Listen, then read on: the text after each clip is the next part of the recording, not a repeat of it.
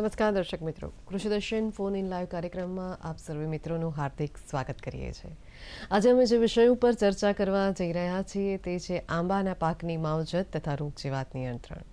દર્શક મિત્રો, કેરી એટલે કે ફળોનો રાજા અને ટૂંક સમયમાં જ આપણા બજારોમાં કેરીનું આગમન થવા જઈ રહ્યું છે। ત્યારે આપણે વાત કરવા જઈ રહ્યા છે આજના વિષયના સંદર્ભમાં કે કેરીના પાકમાં કેવા પ્રકારના રોગ જીવાતનો ઉપદ્રવ જોવા મળે છે, તેના નિવારણ માટે કયા કયા પગલાં લેવા જોઈએ, તેની માવજતનું કાર્ય પણ ખૂબ મહત્ત્વનું અને તકેદારીભર્યું રહેલું છે। તો તે વિશે માહિતી આપવા માટે અમે આપની સમક્ષ પધાર્યા છે અને તે અંતર્ગત અમારા સ્ટુડિયોમાં જે એક્સપર્ટ્સ પધાર્યા છે તેના વિશે પણ અમે માહિતગાર આપ સૌને કરી દઈએ। અમારા સ્ટુડિયોમાં પધાર્યા છે અલ્પેશ એમ દેત્રોજા સાહેબ કે તેઓ નાયબ બાગાયત નિયામક તરીકે સંયુક્ત બાગાયત નિયામક કચેરી રાજકોટ ખાતે તેઓ ફરજ બજાવે છે। તેમની બાજુમાં બિરાજેલ છે અતિક એમ મુલ્લા સાહેબ, તેઓ મદદનીશ બાગાયત નિયામક તરીકે સેન્ટર ઓફ એક્સેલન્સ મેંગોમગ તાલાલા ખાતે તેઓ ફરજ બજાવે છે। દર્શક મિત્રો, આ બંને મહાનુભાવો ખૂબ સરસ માહિતી આપણને સૌને આજના વિષયના સંદર્ભમાં આપવાના છે। આપ બંનેનું ખૂબ ખૂબ સ્વાગત કરીએ છીએ। દર્શક મિત્રો, આપને જણાવી દઈએ કે આજના વિષયના સંદર્ભમાં આપનો જો કોઈ પ્રશ્નો હોય તો તે ચોક્કસથી આવકાર્ય છે। જી દર્શક મિત્રો, ખૂબ જ જાગૃત એવા કોલર મિત્રો પણ અત્યારે આપણે આ વિષયના સંદર્ભમાં પ્રશ્નો પૂછવા માટે તૈયાર છે। દેવજીભાઈ રાજપૂત આપણી સાથે જોડાયેલા છે। દેવજીભાઈ, આપનો પ્રશ્ન જણાવશો? હા બેન, નમસ્કાર। નમસ્કાર, આપનો પ્રશ્ન જણાવો। હા બેન, આપણે વધુ ફળ લાવવા માટે આપણે કેવી જાતની માવજત કરવી જોઈએ આંબાના પાકની? જી, ખૂબ સરસ પ્રશ્ન છે દેવજીભાઈ। સર, આ વિશે શું કહેશો આપ? અતિક સર। આંબાનું પાકમાં સૌથી વધુ ઉત્પાદન લાવવા માટે એના ફ્લાવરિંગ પહેલાંની બધી માવજત જરૂરી છે।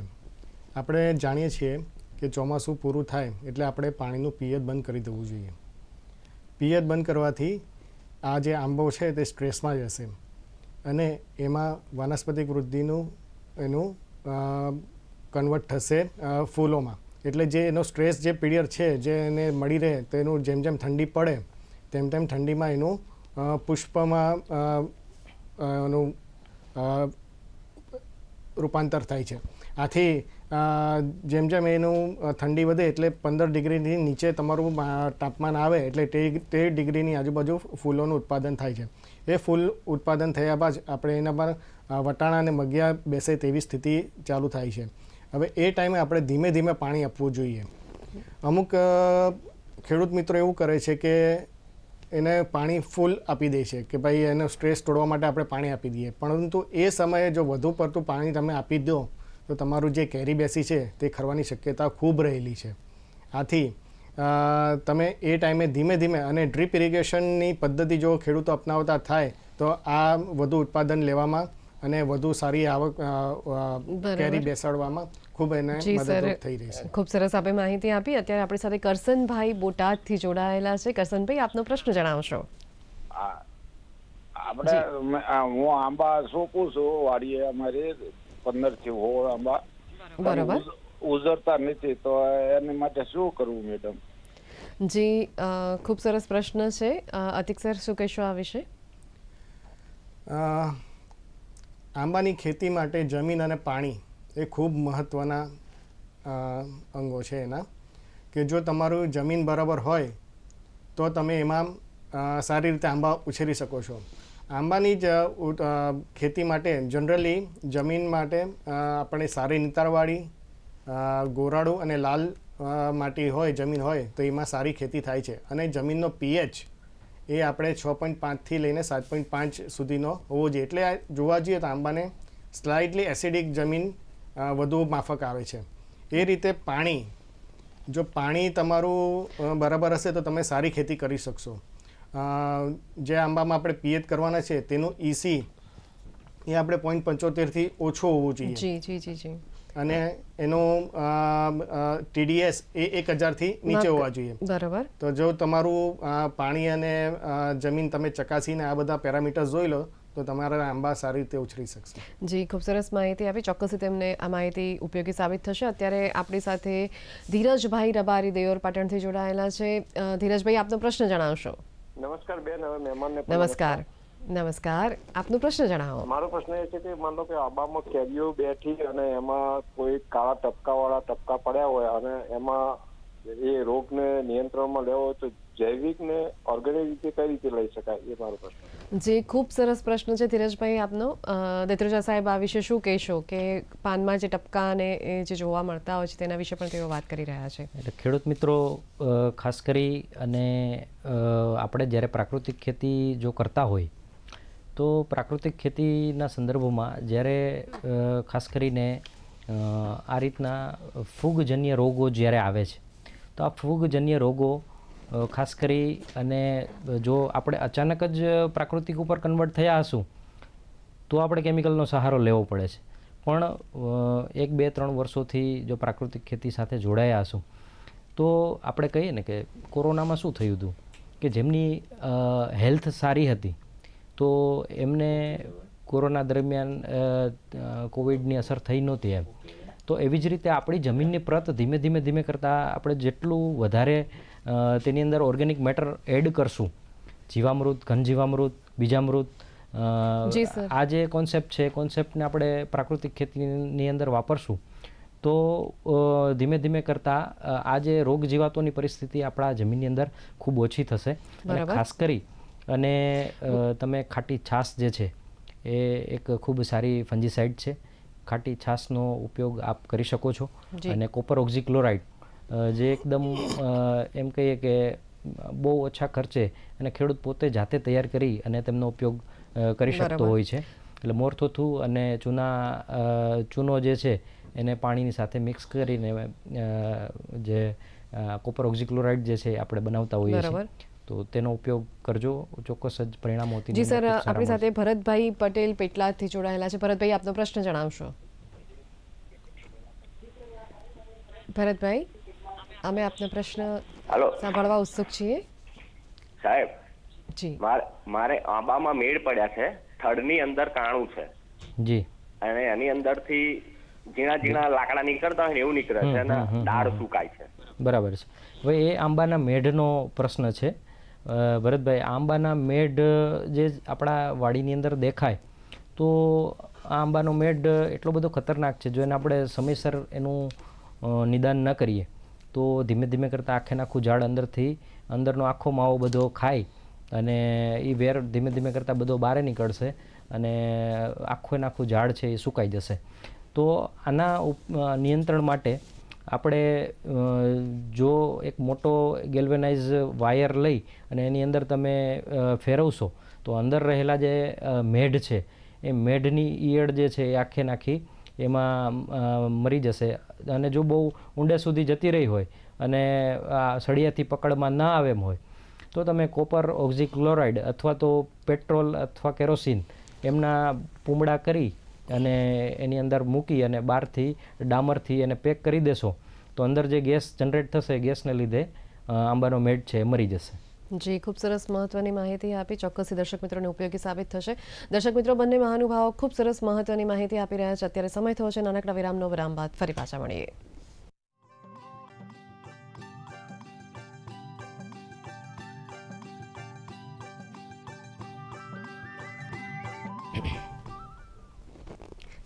દર્શક મિત્રો, વિરામ બાદ આપ સૌનું હાર્દિક સ્વાગત છે. આજનો વિષય છે આંબાના પાકની માવજત તથા રોગ જીવાત નિયંત્રણ. બંને મહાનુભાવો આંબાના પાકની માવજત કેવી રીતે કરવી, રોગ જીવાત નિયંત્રણ માટે કયા પગલાં લેવા તે વિશે ખૂબ સરસ માહિતી આપી રહ્યા છે. ચર્ચાનો દોર આગળ વધારીએ. જી, અત્યારે આપણી સાથે રામભાઈ આપણી સાથે જોડાયેલા છે. રામભાઈ, આપનો પ્રશ્ન જણાવશો. અમારી સાથે રામભાઈ જાદવ જેઓ માળિયાથી બોલી રહ્યા છે. રામભાઈ, આપનો પ્રશ્ન જણાવશો. લાગે છે સંપર્ક કપાઈ ગયો છે. વધુ ચર્ચા આપણે કરીએ કે સર, જે રીતે આપણે જે ખેડૂત મિત્રોને આંબાના પાકનું વાવેતર કરવું છે અને તેઓએ તેમને આ ખેતરમાં જે પાણી ઉપલબ્ધ થતું હોય તેની ગુણવત્તાની ચકાસણી કરવી હોય તો તેઓ ક્યાં કરાવી શકે? ખૂબ સરસ વાત છે. ખાસ કરીને આંબા પાકની અંદર જમીન અને પાણીનું ખૂબ મહત્ત્વ રહેલું છે. તો એ આપણા આંબા પાક માટે ઉપયુક્ત છે કે કેમ એ તપાસ કરાવવા માટે નજીકના જીએસએફસીના ડેપો અથવા યુનિવર્સિટી જે છે એમની પણ તમે મુલાકાત લઈ શકો છો. દરેક યુનિવર્સિટી પાસે પોતાની soil and water testing laboratory available છે. આ સિવાય પ્રાઇવેટ પણ ઘણા બધા. માફ કરશો સાહેબ, આપણે અટકવું પડશે. આપણી સાથે વ્રજલાલભાઈ તાલાલાથી બોલી રહ્યા છે. જી વ્રજલાલભાઈ, આપનો પ્રશ્ન જણાવશો. આંબાની ડાળીઓ અને થડમાંથી ગુંદર નીકળી અને આંબો આખો સુકાઈ જાય છે. જી જી એ આંબાનો ગુંદરિયો કહેવાય છે તેને. એટલે આ ગુંદરિયા ખાસ કરીને જે આંબાના થડ કે ડાળીઓ જે છે એમાં ક્યાંય ને ક્યાંય ડેમેજ લાગ્યું હોય, કોઈ સ્ટ્રેસમાં આવ્યો હોય, એકદમ ઠંડી લાગી હોય, ખૂબ વધારે પ્રમાણની અંદર એકદમ કોલ્ડ વેવ આવ્યો હોય, આવી કોઈ પણ પરિસ્થિતિ જ્યારે અનાયાસે ઊભી થઈ હોય તો ત્યારે જેમની બહારની જે ચામડી છે એ તૂટી જતી હોય છે અને એમાંથી ખાસ કરીને આ ગુંદર જેવો ચીકણો પદાર્થ જે છે એમાંથી બહાર નીકળતો હોય છે. જો આમની કાળજી ન કરવામાં આવે તો ધીમે ધીમે કરતાં જે ઝાડ છે તે સુકાઈ જાય છે. આમના નિયંત્રણ માટે ખૂબ સરસ આપણે ખેડૂત મિત્રો તેનો ઉપયોગ કરતા જોઈએ છે, પણ કાળક્રમે વચ્ચે વચ્ચે યાદ કરાવવું પડે કે કોપર ઓક્ઝીક્લોરાઇડ જે છે તે તમે ઘરે પણ બનાવી શકો છો. ખૂબ મોંઘી દવાઓ છાંટવાની બિલકુલ જ જરૂર નથી. કોપર ઓક્ઝીક્લોરાઇડ એટલી સસ્તી અને રામબાણ દવા છે કે ખેડૂત મિત્રો તમે એ બનાવશો, વાપરશો અને જો તમે વર્ષ દરમિયાન 3 થી 4 વખત, ખાસ કરીને જ્યારે ચોમાસાની અંદર ભેજનું પ્રમાણ વધારે હોય આવી પરિસ્થિતિઓમાં જ્યારે તમે આમનો ઉપયોગ કરો છો તો તમારા બીજા ઘણા બધા પ્રશ્નો જે છે ફૂગને લગતા એ પણ સોલ્વ થઈ જશે. જી એટલે કોપર ઓક્સીક્લોરાઇડનો ઉપયોગ કરવો ખૂબ હિતાવહ ગણી શકાય. અધિક સર, આપની પાસે પણ આવીશ કે આંબા કે જે આંબાનો જ્યારે છોડ પસંદ કરવામાં આવે કે જ્યારે તેની વાવણી કરવી છે ખેડૂત મિત્રોને, તો ત્યારે તેઓએ કયા કયા મુદ્દાઓ ધ્યાનમાં રાખવા જોઈએ તે અંતર્ગત દર્શક મિત્રોને શું માર્ગદર્શન આપશો? જી, આંબા પાક માટે સૌપ્રથમ તો નૂતન કલમ આપણે લેવાની હોય છે. નૂતન કલમમાં એનો ગોટલો હોય તે દેશી હોવો જોઈએ. એની ઊંચાઈ જો તમારે ઘનિષ્ઠ વાવેતર કરવું હોય તો 3 ફૂટની હોવી જોઈએ અને 4 ફૂટની હોવી જોઈએ, અને અતિ ઘનિષ્ઠ કરવું હોય તો એની 3 ફૂટની હાઇટનો આપણે છોડ પસંદ કરવો જોઈએ. તમારો માતૃ છોડ છે તે રોગજીવાત મુક્ત હોવો જોઈએ, સારા ફળ આપતો હોવો જોઈએ. આ બધા માટે તમારે ખાતરીપૂર્વકનો છોડ લેવા માટે બાગાયત ખાતાની નર્સરીઓ, સેન્ટર ઓફ એક્સલન્સની નર્સરી છે તેમાં, પછી યુનિવર્સિટીઓ અને NHB દ્વારા માન્ય થયેલ જે નર્સરીઓ છે, પ્રાઇવેટ નર્સરીઓ, તેમાંથી તમે નર્સરી આમ કલમો ખરીદી શકો છો. જી જી જી સર. અત્યારે આપણી સાથે ધીરુભાઈ કચોટ ઉનાથી જોડાયેલા છે. ધીરુભાઈ, આપનો પ્રશ્ન જણાવશો. નમસ્કાર મેડમ, હું સાહેબને એ પૂછવા માંગુ છું કે અમારે કાદિયાળ દીવની બાજુમાં આવેલું છે, એકદમ માટી નથી, કાદી છે, તો એમાં આંબા કરી શકાય ખરું? સાહેબની પાસે માર્ગદર્શિકા લઉં છું. એકદમ મોટા ભાગે નાના નાના પથ્થરની નીકળે છે, માટી ઓછી હોય છે, તો એ કરી થઈ શકું ખરો? જી ચોક્કસથી આપણે માર્ગદર્શન આપીએ. દેત્રેજા સાહેબ, શું કહેશો આ વિશે?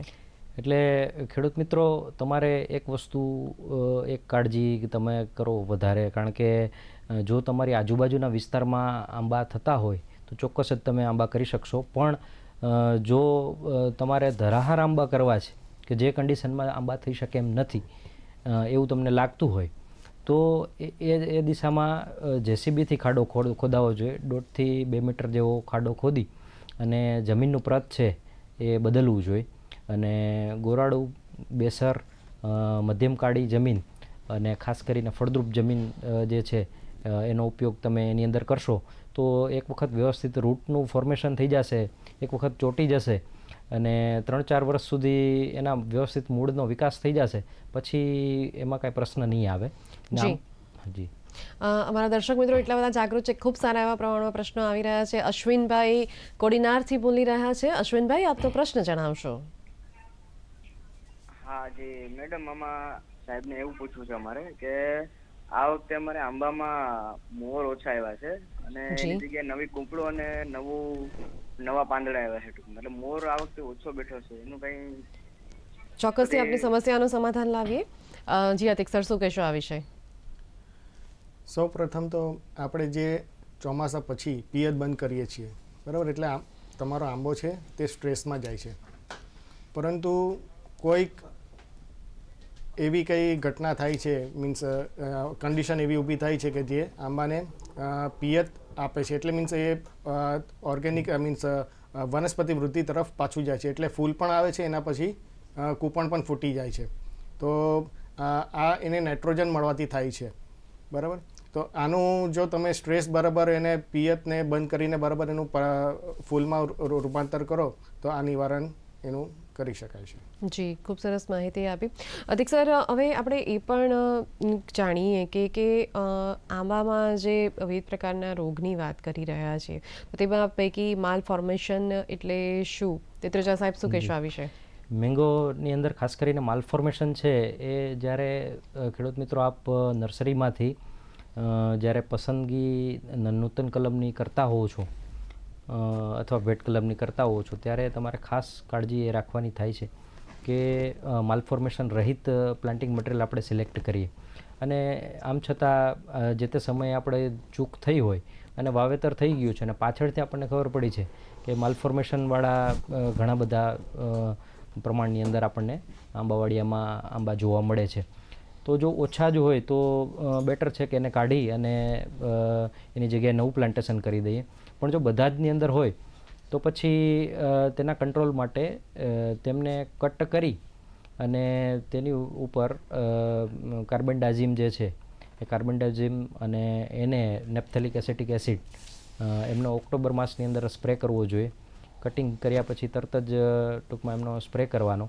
ને આવું 3 વર્ષ સુધી જો આ પ્રક્રિયા આપણે કોન્સ્ટન્ટ કરીશું તો ખૂબ સારા પરિણામો અમારા centre of excellence mango Talala ઉપર અમને મળ્યા છે કે જેની અંદર આવા અમુક પ્લાન્ટિંગ મટીરિયલ્સ ભલે છૂટા છવાયા હતા પણ એની અંદર ખૂબ સારી રીતે અમે કંટ્રોલ કરી શક્યા છીએ. જી, ખૂબ સરસ માહિતી આપી. ચોક્કસ એ દર્શક મિત્રોને ઉપયોગી સાબિત થશે. દર્શક મિત્રો, બંને મહાનુભાવો ખૂબ સરસ મહત્વની માહિતી આપી રહ્યા છે, પરંતુ સમય થયો છે વધુ એક નાનકડા વિરામ બાદ ફરી પાછા મળીએ.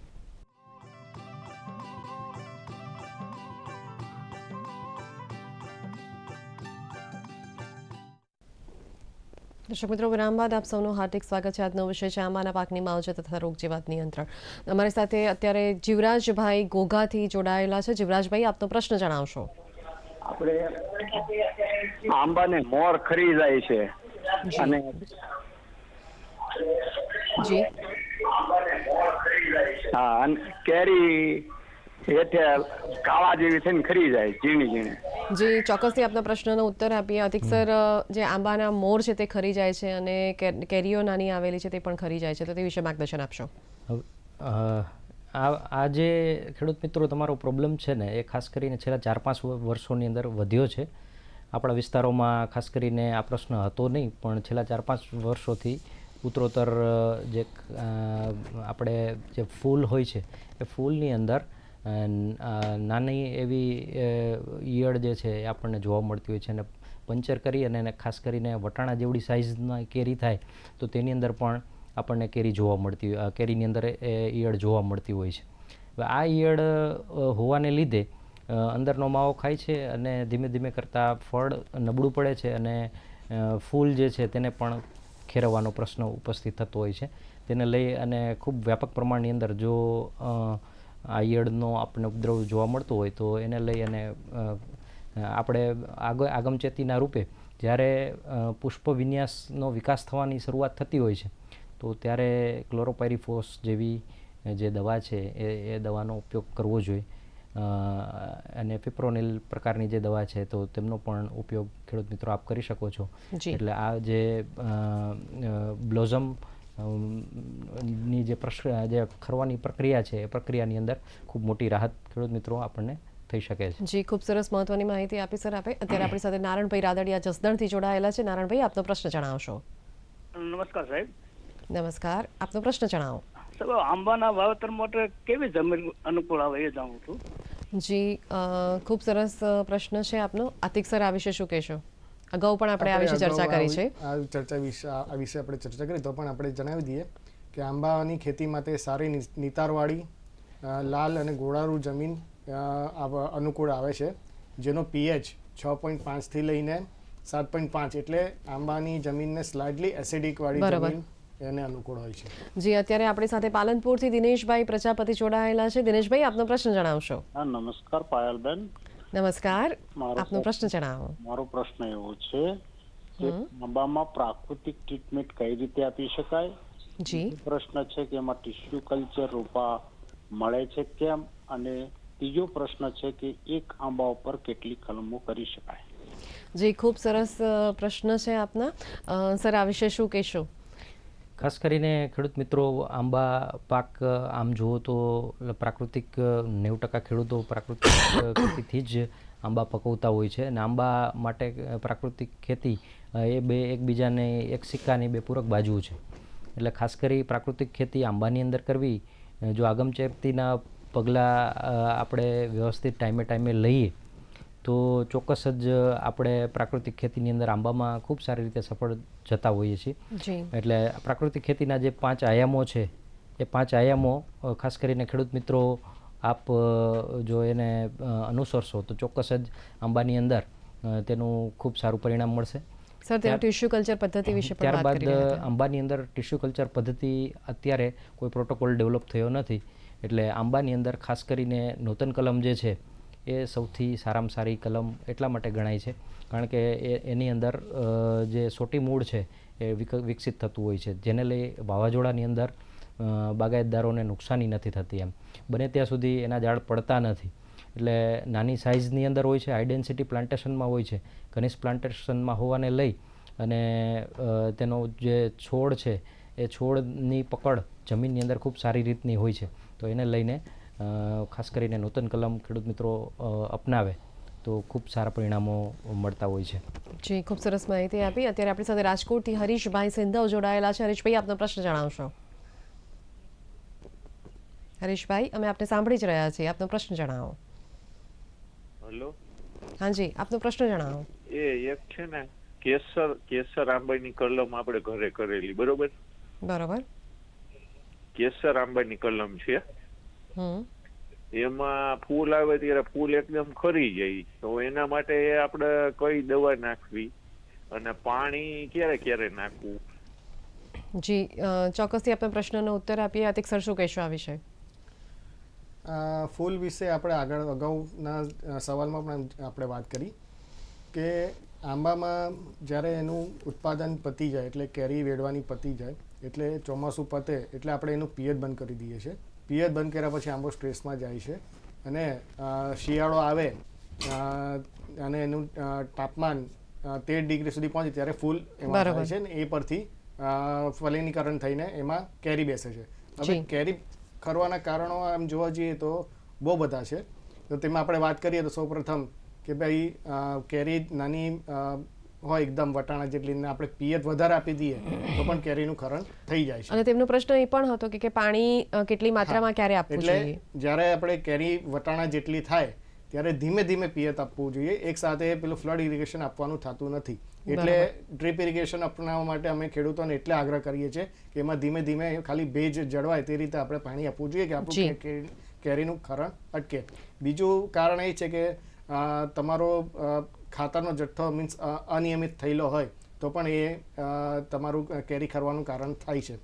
પછી જોવા જઈએ તો વાતાવરણમાં જે ફેરફાર થાય છે તે પણ એક કેરી ખરવાનું કારણ છે. તો આ બધા કારણો કેરી ખરવાના કારણોમાં આપણે લઈ શકીએ છીએ. બરાબર, ખૂબ સરસ માહિતી આપી. અત્યારે આપણી સાથે મહેસાણાથી હરગોવનભાઈ નાઈ જોડાયેલા છે. હરગોવનભાઈ, આપનો પ્રશ્ન જણાવશો? હા સર, મોર આવે તો એકદમ કાળો પડી ખરી પડે, વટણા જેવી કેરી થાય તો કેરી. જી, આ પ્રશ્નનો અમે હમણાં જ ઉત્તર આપી ચૂક્યા છીએ. જી, વધુ આગળ ચર્ચા કરીએ. સર, જે આપણે જોવા મળતું હોય છે કે આંબાના પાકમાં થ્રિપ્સનો ઉપદ્રવ ખૂબ મોટા પ્રમાણમાં જોવા મળી રહ્યો હોય છે. તો તે અંતર્ગત દર્શક મિત્રોને માર્ગદર્શન આપવું હોય તો આપ શું કહેશો? ખાસ કરીને ખેડૂત મિત્રો આંબા પાકની અંદર જે મુખ્ય જીવાતો છે એ જીવાતો પૈકી એક એટલે થ્રિપ્સ છે. તો થ્રિપ્સના નેચરલ કંટ્રોલ માટે આપણે બ્લુ કલરની સ્ટીકી ટ્રેપ જે છે તે લગાવવી જોઈએ. એ સ્ટીકી ટ્રેપની અંદર થ્રિપ્સ જે છે એ એટ્રેક્ટ થઈ અને એમાં ચોંટી જતી હોય છે. તો આપોઆપ એનું ઘણું ખરું પોપ્યુલેશન ઘટી જાય છે. આ સિવાય ખેડૂતના મિત્રો ગણાતા જે લેડીબર્ડ બીટલ એટલે કે ઢાલિયા પ્રકારના જે લાલ કલરના આપે જોયા જ હશે કે જે કીટકો આપણા આંબાવાડીની અંદર આંટા મારતા હોય છે એને આર્ટિફિશિયલી પણ કલેક્ટ કરી અને આપણી વાડીમાં છોડી શકીએ છીએ. એ થ્રિપ્સના બચ્ચાને ખાવાનું કામ કરતા હોય છે. એટલે નેચરલી એના પ્રિડેટર છે, એમના દુશ્મન છે. એટલે એ પણ ખૂબ મોટા પ્રમાણની અંદર તેમનો કંટ્રોલ થ્રિપ્સ કરવાની અંદર આપણને ફાયદો થતો હોય છે. ખાસ કરીને થ્રિપ્સના જે ઈંડા છે એ જમીનની અંદર હોય છે તો ખેડ ગોળના કાર્યો કરશો અને જમીનને તપવા દેશો તો પણ થ્રિપ્સનો કંટ્રોલ આપણને ખૂબ વ્યાપક પ્રમાણની અંદર જોવા મળશે. આ સિવાય કેમિકલ તરીકે તો આપ જાણો છો તેમ કે થ્રિપ્સના કંટ્રોલ માટે પ્રોફેનોફોસ છે કે એમિડા ટાઈપની જે દવાઓ છે તેનો આપ ઉપયોગ કરી શકો છો. જી, ખૂબ સરસ માહિતી આપી થ્રિપ્સના ઉપદ્રવને કેવી રીતે નિવારણ લાવવું. અતિક સર, આપની પાસે પણ આવીશ કે આંબાના પાકમાં જ્યારે ખાતર વ્યવસ્થાપન કરવાનું આવે છે તો તે ક્યારે, કયા સમયે, કેવી રીતે કરવું જોઈએ તે અંતર્ગત દર્શક મિત્રોને માર્ગદર્શન આપવું હોય તો શું કહેશો આપ? કોઈ પણ પાકને એના વૃદ્ધિ અને વિકાસ માટે મૂળ તત્વોની જરૂર પડે છે. તે રીતે આંબા પાકને પણ એના પોતાના વૃદ્ધિ અને વિકાસ માટે જ્યારે એ 1 વર્ષનો મીન્સ શરૂઆતનો હોય ત્યારે એ ખાડામાં 10 કિલો છાણિયું ખાતર જોઈએ છે અને નાઇટ્રોજન, ફોસ્ફરસ અને પોટાશ એ 75-16-75ના રૂપમાં ગ્રામ પ્રતિ ઝાડ આપવાનું થતું હોય છે. ને આ ડોઝ આપણે દર વર્ષે ઉમેરતા રહેવું જોઈએ અને એ 10 વર્ષનો થાય ત્યારે આ ડોઝ એ પ્રતિ છોડ 100 કિલોગ્રામ છાણિયું ખાતર, 750 ગ્રામ નાઇટ્રોજન, 160 ગ્રામ. સર, આપણી સાથે અન્ય કોલર મિત્ર જોડાયા છે. ખાતર વ્યવસ્થાપન વિશે વધુ આગળ પછી ચર્ચા કરીએ. અત્યારે આપણે અજયભાઈ ચીખલીથી જોડાયેલા છે. અજયભાઈ, આપનો પ્રશ્ન જણાવશો. અજયભાઈ. હા સર, આંબાના પાન ખરા ને એ અડધા સુકાઈ જાય છે.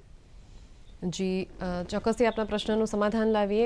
તેમને આંબાના પાન સુકાઈ જાય છે તેવો પ્રશ્ન છે તેમનો, તો તે અંતર્ગત શું માર્ગદર્શન આપશો સર? આંબાના પાક સુકાવવા માટે આંબાની અંદર ખાસ કરીને ફોમા બ્લાઇટ નામનો રોગ આવતો હોય છે. એટલે શરૂઆતની અંદર ધીમે ધીમે કાળા બ્રાઉન કલરના ચાઠા પડતા હોય છે અને આગળ જતાં એ કાળા થાય અને ધીરે ધીરે કરતાં આખે આખું પાન જે છે એ સડી અને સુકાઈ જતું હોય છે.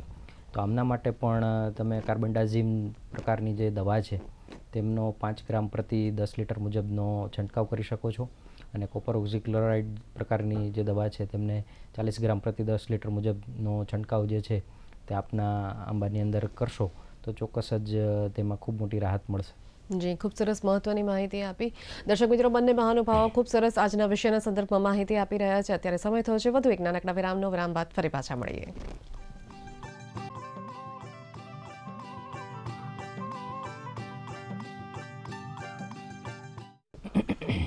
દર્શક મિત્રો, વિરામ બાદ આપ સૌનું હાર્દિક સ્વાગત છે. આજનો વિષય છે આંબાના પાકની માવજત તથા રોગજીવાત નિયંત્રણ. ખૂબ સારા એવા પ્રમાણમાં દર્શક મિત્રોના પ્રશ્નો પણ આજના વિષયના સંદર્ભમાં આવી રહ્યા છે. બંને મહાનુભાવો ખૂબ સરસ માહિતી આપી રહ્યા છે. ચર્ચાનો દોર આગળ વધારીએ. સર, ઘણી વખત આંબાના પાકમાં જે ફળ માખીનો ઉપદ્રવ જોવા મળતો હોય છે ને તે ખૂબ મોટા પાયા પ્રમાણમાં નુકસાન પણ કરતો હોય છે, તે અંતર્ગત દર્શક મિત્રોએ કયા કયા પગલાં લેવા જોઈએ તેના નિવારણ માટે, તે અંતર્ગત શું કહેશો આપ? ખેડૂત મિત્રો, ખાસ કરીને ફળ માખી જે છે એ ધીમે ધીમે કરતાં આપણા વિસ્તારોની અંદર એ વ્યાપક પ્રશ્નો બનતો જાય છે. અને ખાસ કરીને જ્યારે છેલ્લી વેડવાની સિઝનો ચાલતી હોય છે, છેલ્લી વીણી જ્યારે ખાસ કરીને પાછોતરું જે ફાલ લાગ્યો હોય છે અને ચોમાસું નજીક આવવામાં હોય છે, તો આ પરિસ્થિતિની અંદર ખાસ કરીને આ જે ફળમાખી છે તેનો ઉપદ્રવ ખૂબ વ્યાપક પ્રમાણમાં જોવા મળે છે. તો એના કંટ્રોલ માટે એકલ દોકલ ઉપાય જો કરશું તો એમાં પ્રશ્ન એવો છે કે સોનમાખ જે છે એ સોનમાખ 2 કિલોમીટર સુધી ઉડીને જઈ શકે છે. એટલે તમે કદાચ તમારા ખેતરમાં રાસાયણિક દવા વાપરો તો એ ઉડીને બીજા 2 કિલોમીટર સુધીના કોઈ પણ ખેતરમાં જઈને પોતાનો આશ્રય શોધશે. વળી દવાની અસર ઓછી થશે એટલે તમારા ખેતરમાં પાછી આવશે. તો એના સામૂહિક નિવારણ માટે દરેક ખેડૂત મિત્રોને મારી અંગત વિનંતી છે કે 10 જેટલી જે એની ટ્રેપ આવે છે ફળમાખી માટેની એ પોતાના ખેતરની અંદર લગાવવી જોઈએ અને સામૂહિક આખા જ ગામની અંદર લગાવવી જોઈએ, જેથી કરી અને ફળમાખીનું આપણે અસરકારક રીતે નિયંત્રણ કરી શકીએ છીએ. આમ છતાં જો એકલ દોકલ રીતે તેમનો કંટ્રોલ કરવાની વાત આવતી હોય તો પછી તેના જે ફળ ઉપરથી નીચે પડ્યા હોય છે એને તાત્કાલિક જ જેવા પડે એ રોજે રોજ સાફ કરી અને એને ડિસ્ટ્રોય કરવું જોઈએ, એનો નાશ કરવો જોઈએ.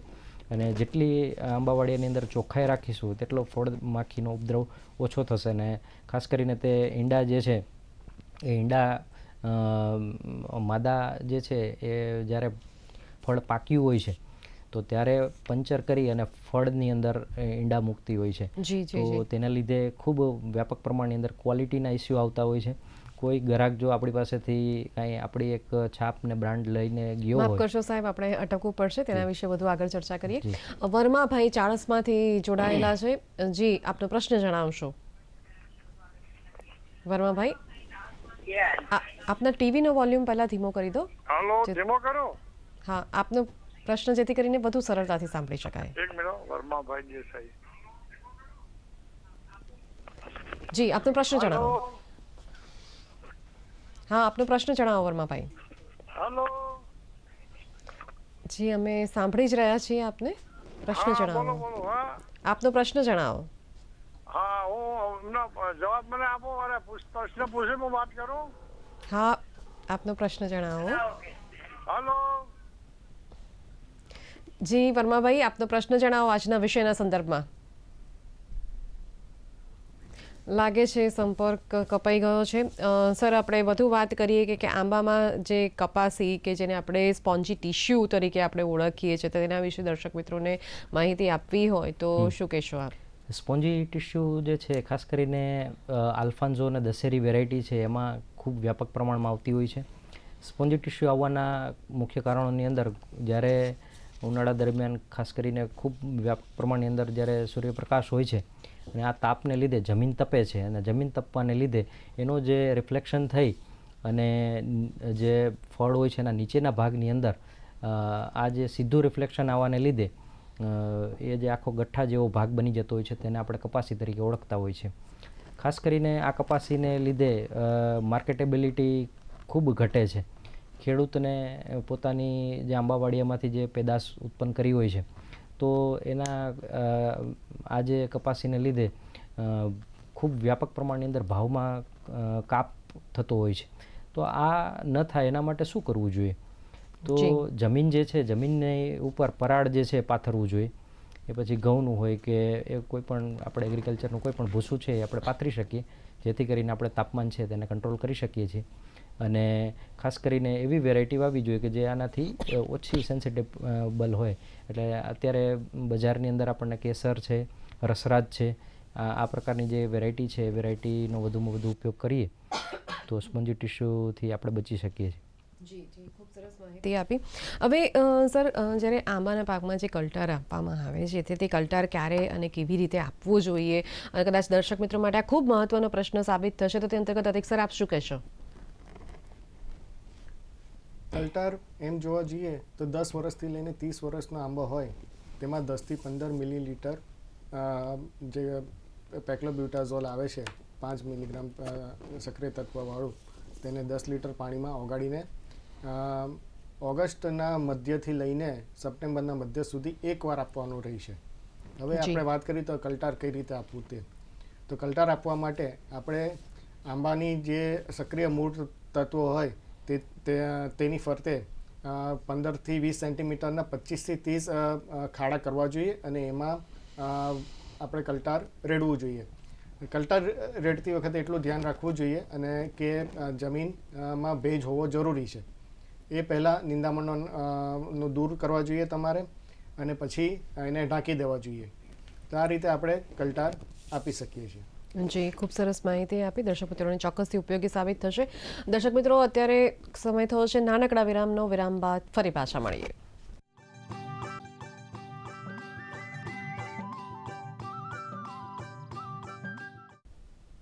દર્શક મિત્રો, વિરામ બાદ આપ સૌનું હાર્દિક સ્વાગત છે. આજનો વિષય છે આંબાના પાકની માવજત તથા રોગ જેવા નિયંત્રણ. તે અંતર્ગત બંને મહાનુભાવો ખૂબ સરસ માહિતી આપી રહ્યા છે અને ખૂબ સારા એવા પ્રમાણમાં કોલર મિત્રોના પ્રશ્નો પણ આવી રહ્યા છે. અત્યારે આપણી સાથે વાસુભાઈ તળાજાથી બોલી રહ્યા છે. જી, આપનો પ્રશ્ન જણાવશો. વાસુભાઈ, અમે આપને સાંભળી જ રહ્યા છીએ, આપનો પ્રશ્ન જણાવો. હાજી, મારે આંબો કોઈ કઈ વિકાસ નથી થતો અને પાંદડા પીળા પડી ગયેલા છે. જી. અને આમ કોળ નીકળે ને તો ઝુરખા નીકળે છે, આખો ઝુરખો જ છે. જી, ચોક્કસથી આપના પ્રશ્નનો ઉત્તર આપીએ. અધિક્ષર શું કહેશો આ વિશે? હવે ખેડૂત મિત્રો, આની અંદર જો ઝુમખાની અંદર કોર નીકળતી હોય તો તમારે એક તો મેંગો માલફોર્મેશન છે. મેંગો માલફોર્મેશનની ચર્ચા આપણે અગાઉ પણ કરી છે કે તેને કટ કરી અને તેની ઉપર કાર્બેન્ડાઝિમ જે છે તેમનો છંટકાવ કરવો જોઈએ. અને ઓક્ટોબર માસની અંદર જે નેપ્થેલિક એસિટિક એસિડ એટલે કે એને જે છે એને 2 ગ્રામ મુજબનો વપરાશ જે છે એ કરવો જોઈએ. હવે આ તમે પ્રેક્ટિસ કન્ટિન્યુ 2 થી 3 વર્ષ સુધી કરશો અને આ જે ઝુંડ નીકળ્યા છે ઝુંડને સળગાવી દેવાના છે અથવા તો ખાડાની અંદર ખાડો કરી અને એમાં દાટી દેવાના છે, તો તમે આનું અસરકારક નિયંત્રણ જે છે તે કરી શકશો. પછી જે તમારો બીજો પ્રશ્ન છે કે તમારે ખાસ કરીને પીળા પડે છે, જે ઉપરનો આખો જે ગ્રોથ છે ધીમે ધીમે કરતાં પીળો પડે છે, તો મને લાગે છે કે આ પાણી વધારે થાય છે અને કાં તમારી જમીનની અંદર ખાસ કરીને જો મૂળ વિસ્તાર તમે જોશો તો મૂળ સડતા હોય એવું મને લાગે છે. તો ધીમે ધીમે એમાં સુકારાનું જે પ્રમાણ છે એ વધતું જશે, તો ઉપરથી આંબો સુકાવાનું ચાલુ થશે.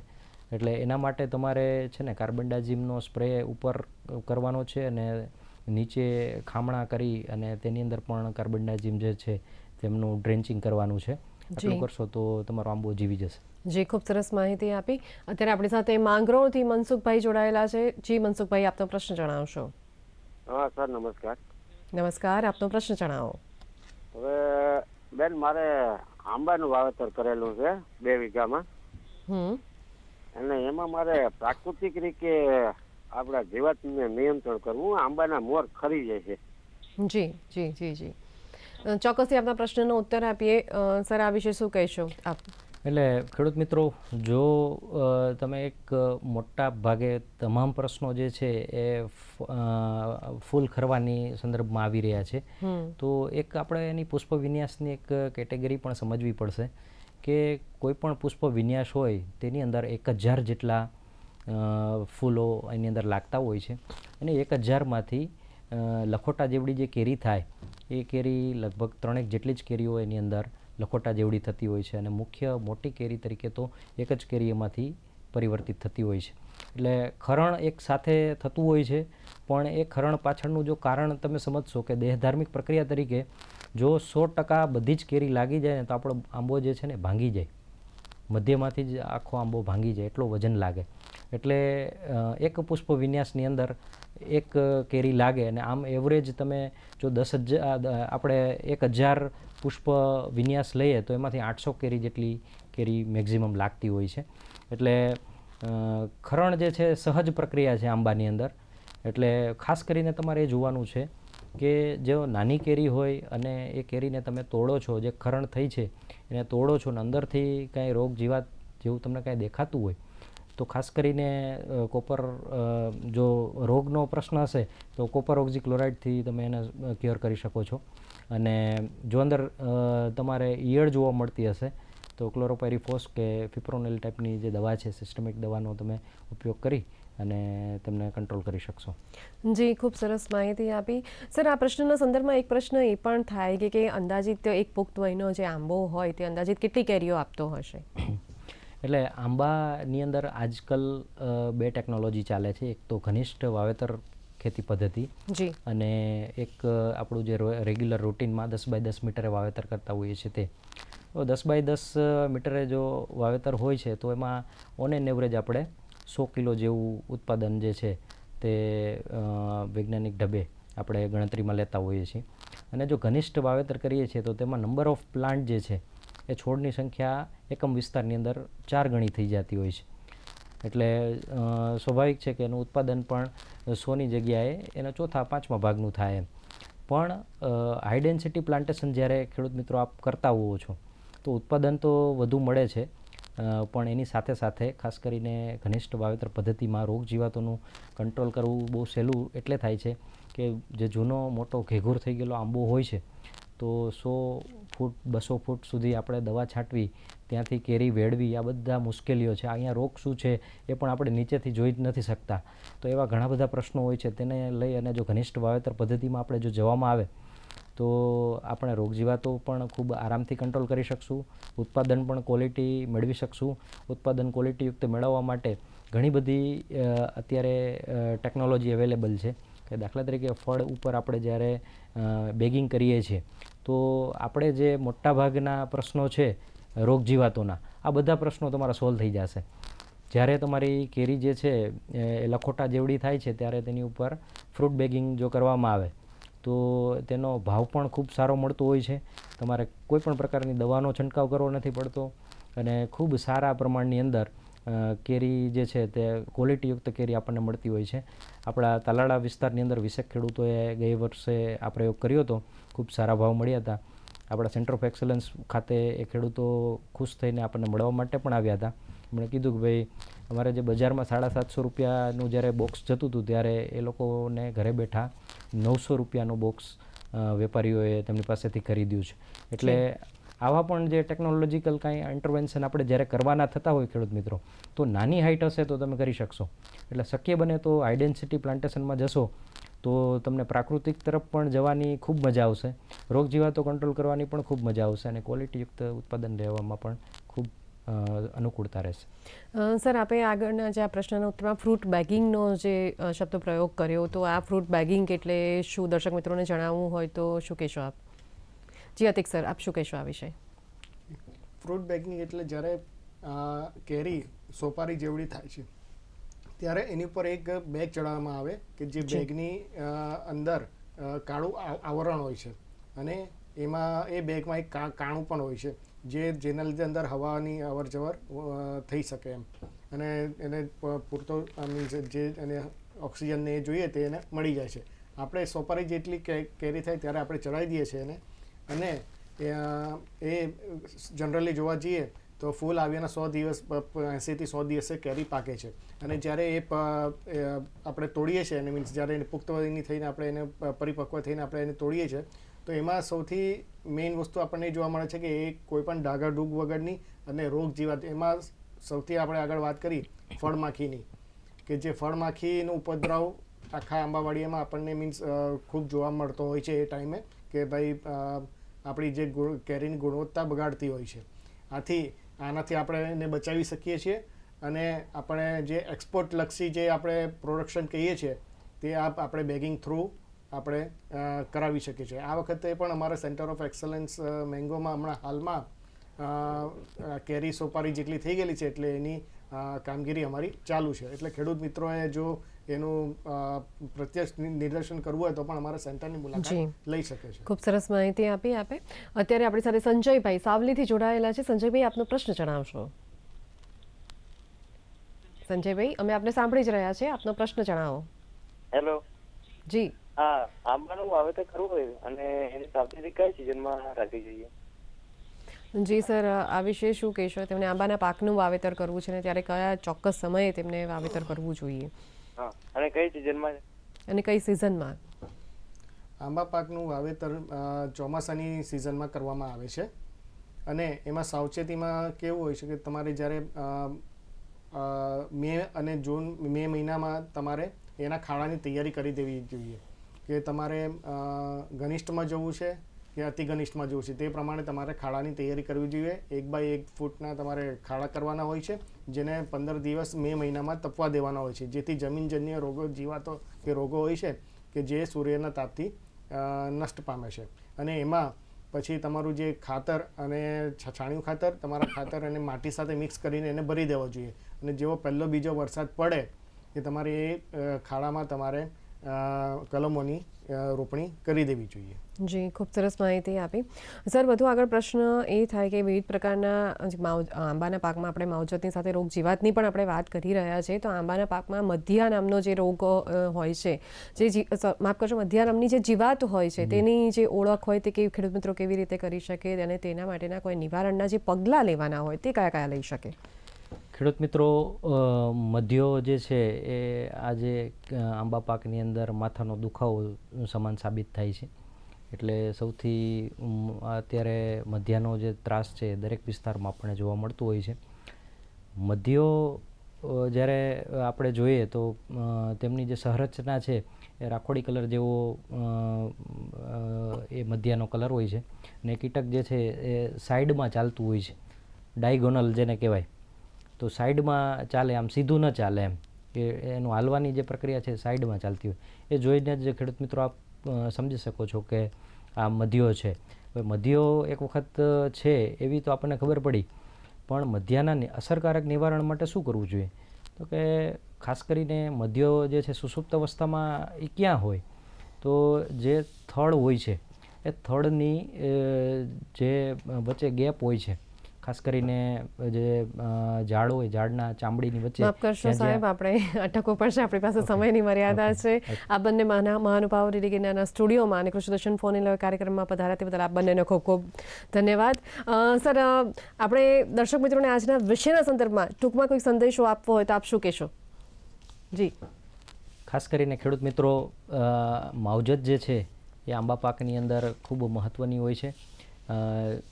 મેં જોયું છે ખાસ કરીને ખેડૂત મિત્રો વજન પકડાવવા માટે પાણીનો ઉપયોગ ખાસ કરીને છેલ્લા અઠવાડિયાની અંદર જ્યારે ઉતારવાની હોય છે ત્યારે પણ કરતા હોય છે. મારી તમને વિનંતી છે કે આ પ્રકારે પાણી ન આપવું, ખાસ કરીને છેલ્લા 20 થી 30 દિવસ તો પાણી બિલકુલ જ ના આપવું. જો તમે તમારી ક્વોલિટીયુક્ત કેરી બનાવવા માંગતા હોય તો છેલ્લા સમયમાં પાણી આપવાનું બિલકુલ જ ટાળો. જો ક્વોલિટીયુક્ત ઉત્પાદન હશે તો તમે સૂતા હશો અને તમને ગોતતા આવશે. કેરી પાક જ એવો છે કે એક વખત જો માણસ ચાખી જાય તો જે તે વ્યક્તિના નામજોગ માણસ એને ગોતતો આવે છે. તો ખાસ કરી અને આ જે એક માવજતનો મહત્વનો ભાગ છે એ આપ અપનાવો, એવી દિલથી એક લાગણી છે. અતિક સર, આપ પણ અમારા દર્શક મિત્રોને સંદેશો આપવો હોય તો આપ શું આપશો ટૂંકમાં? ખેડૂત મિત્રો, આંબાની ખેતી જે આપણે કરીએ છીએ તે ખેડૂતો એવું સમજે છે કે ભાઈ આપણે ડિસેમ્બરમાં મોર જોવા જવાના, પછી કેરી કેટલી લાગી તે જોવા જવાની, અને કેરી પૂરું થઈ ગયા પછી આપણે ગેટ બંધ કરીને ચાલ્યા જઈએ છીએ. ખરેખર એવું નથી હોતું મિત્રો. આપણું જે કેલેન્ડર છે 12 મહિનાનું, તે 12 મહિનામાં આંબાની માવજત વિશેની બધી પ્રક્રિયાઓ છે કે આપણે જો એનું અનુસરણ નહીં કરીએ તો આપણને એની ડાયરેક્ટ અસર એની ઉત્પાદન પર આપણને જોવા મળે છે. જે આપણને જે પ્રશ્નો ઉદ્ભવે છે કે જેમાં કંઈ ને કંઈ લાગે છે કે આપણે કશે કંઈ ચૂક આપણાથી થઈ ગયેલી છે. એટલે એની વધુ માહિતી માટે તમે અમારા સેન્ટર ઓફ એક્સલન્સનો સંપર્ક કરી શકો. જી, ખૂબ સરસ માહિતી આપી આપ બંને મહાનુભાવોએ અને ડીડીગીના સ્ટુડિયોમાં પધાર્યા તે બદલ આપ બંનેનો ખૂબ ખૂબ ધન્યવાદ. દર્શક મિત્રો, બંને મહાનુભાવોએ જે માહિતી આપી તે માહિતીનો ચોક્કસથી સદુપયોગ કરશો. આપ સૌને આગામી શુક્રવારના વિષયથી માહિતગાર કરી દઈએ. આગામી શુક્રવાર તારીખ 29/3/2024ના રોજ શુક્રવાર સાંજે 5 વાગે જે વિષય નિહાળી શકશો કૃષિદર્શન ફોન ઇન લાઈવમાં, તે છે દૂધ ઉત્પાદન માટે અવ્વલ પશુઓની ઓળખ. દર્શક મિત્રો, ફરી મળીશું એક નવા વિષય, નવી માહિતી અને નવા નિષ્ણાતની સાથે. ત્યાં સુધી પાયલને રજા આપશો. નમસ્કાર.